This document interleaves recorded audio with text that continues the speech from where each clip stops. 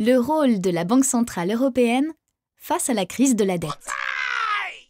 Autrefois, la Banque centrale de France était une structure dépendante de l'État. Ainsi, lorsque l'État avait besoin d'argent, il pouvait être financé par sa banque centrale.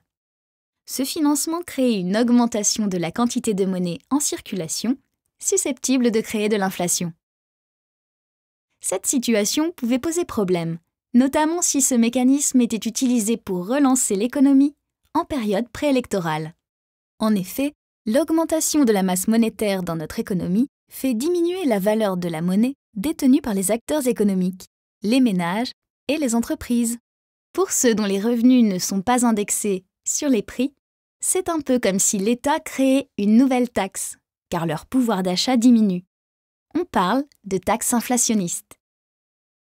C'est pourquoi, en France, depuis 1993, la Banque centrale est indépendante de l'État. Elle ne peut plus lui prêter de l'argent directement.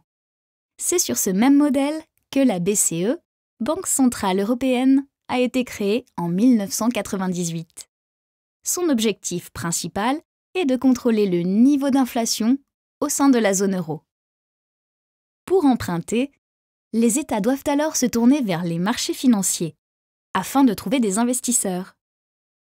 La BCE ne peut acheter de dette publique que sur le marché secondaire, c'est-à-dire le marché où la dette a déjà été achetée une première fois par des investisseurs. Cependant, aujourd'hui, dans un contexte de crise, certains États européens ont de plus en plus de mal à trouver des investisseurs confiants dans leur capacité à rembourser. Ainsi, les taux d'intérêt augmentent car les titres de dette sont considérés comme plus risqués. Pour réduire la dette publique et éviter l'engrenage de ces taux d'intérêt, certains économistes souhaitent que la BCE intervienne ponctuellement en cas de crise, comme les banques centrales le faisaient auparavant en achetant directement de la dette publique. On parle alors de monétisation de la dette. Le risque potentiel de cette stratégie serait d'augmenter l'inflation, ce qui pourrait réduire le pouvoir d'achat et nuire à la croissance économique. D'autres économistes estiment que la BCE devrait avoir un double objectif permanent, comme c'est le cas aux États-Unis. Contrôler le niveau de l'inflation tout en étant attentive au niveau de l'emploi et donc de la croissance.